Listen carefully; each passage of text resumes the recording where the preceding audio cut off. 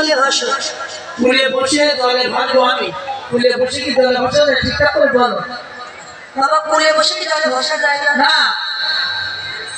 জলে ভাসতে গেলে জলে নামতে হবে আমাদের। জলে নামতে হবে। শোনো বধূ, ওই জলে নামার কথা আমি একবারও বলি। এই সরস্বতী কুলে বসে তুমি